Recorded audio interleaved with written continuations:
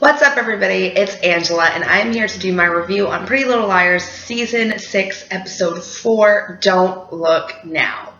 And this review is going to be brought to you by Angela Really Wants Brownies, and we don't have any in our house. Okay? Okay. Yes, Spencer gets brownies in this episode after she digs through the trash can like a raccoon. It was gross. I was thoroughly disgusted. But I did enjoy this episode. It was actually a very good episode. It the only bad thing is I am so confused about what is going on. Should we trust Marlene? Should we trust what we're hearing on the show? Guys, help me. Like, seriously, I am just going, ooh, my mind is going 90 to nothing over this Pretty Little Liars show we have here. So I did take notes for this episode, and I typed them up on my computer, but my printer's not working, so I'm going to have to read them off my phone. Then I took a picture. So if I squint a lot during this episode, I'm sorry. And yes, I just jiggled a little bit because I was trying to get comfortable. Okay. We start off the episode with getting Allie talking to the girls while she is having a flashback of her father talking to her and Jason. And we find out that Charles was 15 months older than Jason was, which explains why the other little boy in the video looked older. Hence, they were not twins. Of course, I knew that. I mean, if you wanted twins, you should have gotten twin little boys. That's all I have to say. And they put him, they knew he was going to be trouble from a very young age. So they put him into Radley when he was 6 years old. He went away to Radley. 6 years old. I didn't even know kids could go to a mental institution that young. Surely that can't be a thing, right? I mean, people don't put their babies in an institution. You might want to wait until they're at least teenagers. But no, they put Charles in when he was 6. Mr. D wanted Allison to have a normal childhood, which is why he did not tell her about all of this, and Charles would have consumed their lives. Radley didn't help like they thought it would. It only made things worse. And while we're getting all this information about Charles, it is a flashback, like I said, of Allison talking to her dad and then Allison talking to the girls.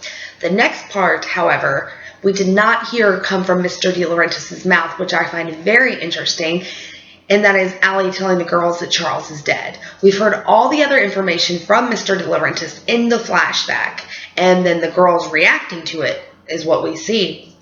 But for this tidbit, Allie herself tells the girls that Charles is dead, which is like, why didn't we see Mr. De Laurentiis say that bit? We saw him say all the other information, but we did not see him say Charles is dead. Did anybody else find that a little bit sketchy? I know I did.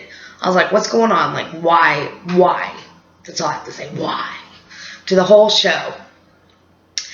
And Charles killed himself in Radley when he was 16, which he'd been in there for 10 years, so who can blame the guy? Even though I don't think he's dead. Let's just throw that out in the universe. Right now, I do not think Charles is dead. His body was cremated, and Hannah is the one that jumps on board saying that her dad is lying, and the girls need to go to Radley, but oh wait, they can't because it's closed. Great timing, right? Okay, let's get into the Sarah girl because she is weird as hell, but I love her new haircut. It's so cute on her, and it just looks phenomenal. And of course, she's going to take another shower. And Pam is forcing Emily to go see Dr. Sullivan. She wants Sarah to go, but she's not her mom, so she can't do shit about it. Aria is looking for Charles on the internet. She's looking for death records or an obituary or anything, but she's coming up with a big fat goose egg because, well, the guy's not dead. And then I literally typed out, holy shit, it's Byron, because Byron walks in the door, and we hadn't seen Byron in years, it feels like. All the parents are MIA except Ashley, who's now MIA in this season. No, she was in last week's, wasn't she? I think she was. But yeah, Ashley's usually always there, and then Pam kind of flits in and out of the show, but everybody else is just gone. Maybe we get a rare appearance from Veronica every now and then, but Byron's back. What? And And he's trying to play the dad card, but he's a little late there. So, Caleb in this episode. Let's just talk about Caleb and how cute and adorable he was watching over the street trying to protect Hannah. And Hannah was, I'm going to say this because I can, Hannah was being a bitch this episode. Oh, Caleb, you're smothering me. Let him do his thing, girl. He is so cute, so adorable, and he's only trying to protect you. Granted, he did put a GPS on her car to track her location, but that made me love him even more because he knows that there's somebody still out there and he knows he has to protect his girlfriend. Kudos to Caleb. An investment firm bought Radley, and the files of the patients are being cleared at some data storage place. They're being shredded up. There goes the clock, guys. Yep. It's pretty bright in my kitchen right now, and it goes loudness based on light because it has a light sensor, so that's why I was like, rah! Okay, back into it. We have a new girl in Rosewood named Sabrina, and I was like, oh god, not another new character, but evidently she smells like pot, but she makes amazing baked goods, so Ezra's hired her at the brew, and he's telling Spencer all this crap. And she spills a drink, and Spencer has a flashback to the dollhouse where she's just covered in blood. That was a little weird. I wonder what she did in that dollhouse. Oh. Mm-hmm. And then we get a scene with Allie and Mr. D just sitting there in their living room. And I was like, well, this isn't awkward as hell. Because neither of them are saying anything until Allie starts to question her dad. And she wants to know what happened to his ashes. And he tells her that Jessica scattered them over the lake while he was away because he didn't bother to care. They didn't have a funeral for him or anything, and he was relieved when his son died. Let me go. The girls are going to talk to Jason and Allie as a way to get his file, Charles's file, but the guys come out of the document of the data center and they leave a door open, so the girls sneak in that way. Emily went to see Dr. Sullivan, and Spencer's still flashing back to the blood scene. Then they find his file, and it only goes from ages 13 to 16. No information on death or nothing along those lines, but we did find out he had 2 visitors. His mama, Mrs. DeLaurentis, of course, and weird-ass Aunt Carol that we've never heard about a day on this freaking show. But apparently Jason's heard of her because he's going over to stay at her house. You guys remember way back, apparently it was only a year ago in Rosewood, but Jason got in that elevator accident and went to the hospital, and then poof, he's out of the hospital, right? Just checks himself out. Well, apparently he went over to stay at Auntie Carol's house. But when he gets there, he's not alone. His weird-ass, secret-keeping mama is cleaning this dead woman's house because she died when the girls were in sophomore year. And he, instead of saying, Jason, are you okay? Shouldn't you be in the hospital? No. She's like, what are you doing here? Well, I need a place to stay. Well, you can't stay here because, yeah, you can't. I'm doing stuff to it, and it's not a good idea. I'm like an hour behind you. Just go home, and I'll see you there. And while they're having this conversation, Jason hears this loud noise coming, and raise your hand if you thought it was Charles. Oh, yeah, that's me. Indicating he's not dead. I don't think so at all, anyway. Which is really, really weird for me because it might come back to bite me in the ass for trusting Marlene King. But I'm going to choose to believe her this time, and she told us Charles is A. Is A. Not the motivation behind A. Is A. So I'm going to have to choose to believe that at this point. Alrighty. But after they find the file, Caleb shows up and, yeah, shit hits the fan. Because he's kind of pissed. And then we have this confrontation between Byron and Arya, and then simultaneously Caleb and Hannah, and Pam and Emily. And Pam's like, well, maybe we moved too fast, inviting Sarah to stay with us. Really? You've known this girl all of 5 minutes and you're now questioning your decision to let her move in? Good job, Mom of the Year. I still vote for Ashley Marin any day for Mom of the Year, by the way. I love that woman. And Spencer gets her pot brownies.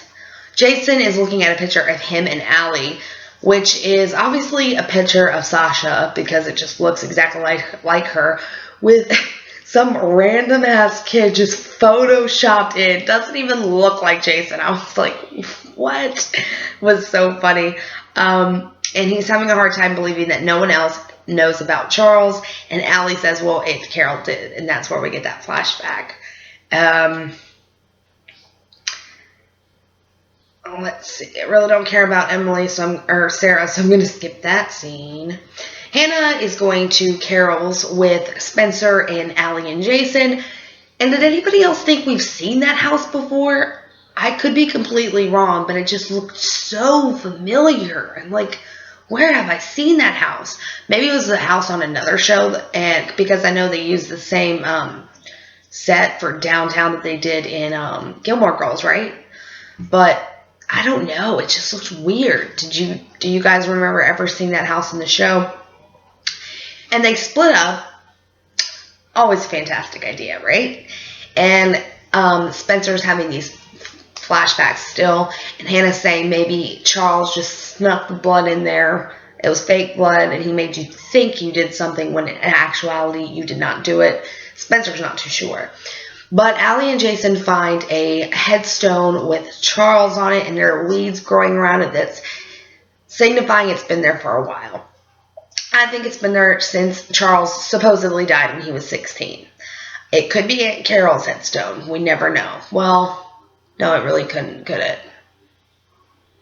Because if she died when the girls were in sophomore year, she would have had to die when Charles was older than 16. But anyway, I think somebody is buried there, but it's probably nobody of significance, not Charles, and I don't know why they're not questioning it further. I guess Allie and Jason really want to believe that he's dead and this is over, but we all know it's not over. And I was thinking this entire episode, man, I want another A-text. Did anybody else really want a freaking A-text?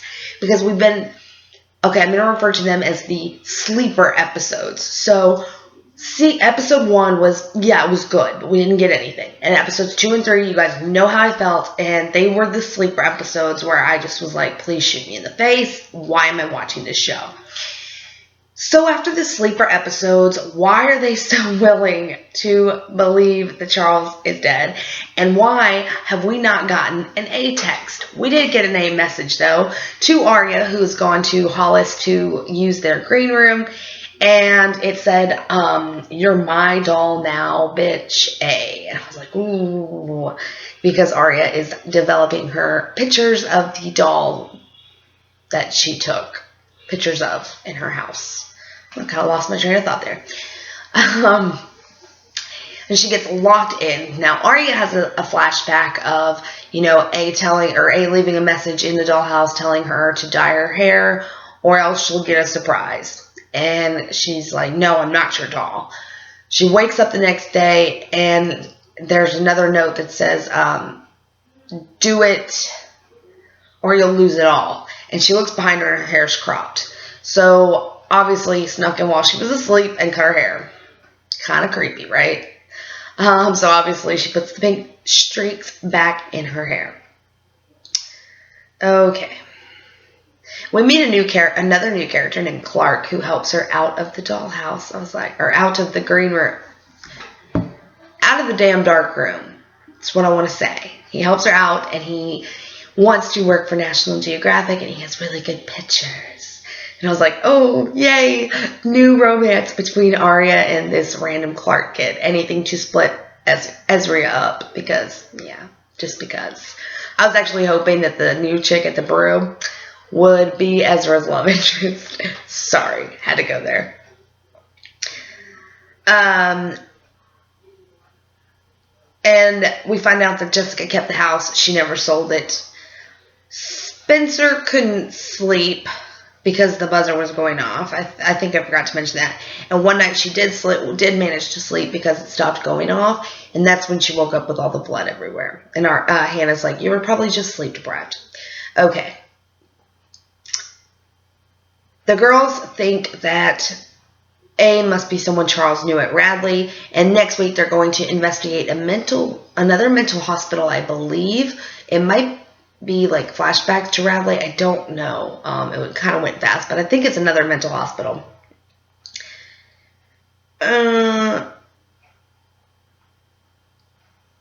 Okay, so we did find out at the beginning of the episode that the De Laurentises put Charles in Radley when Allie was around 11 months old.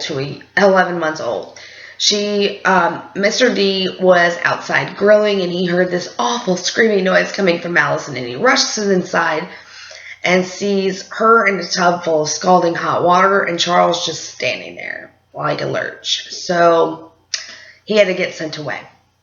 And at the very end of this episode, we find out that Charles has trackers on everyone. He's looking at his computer and seeing where everyone is at. Everyone is at home except Emily, who's at the community pool with her new boo thing, Sarah Harvey, Bethany Young, random bitch in blonde hair. So overall, I was genuinely pleased with the episode. I thought it was much better than the sleeper episodes, but it raised even more questions.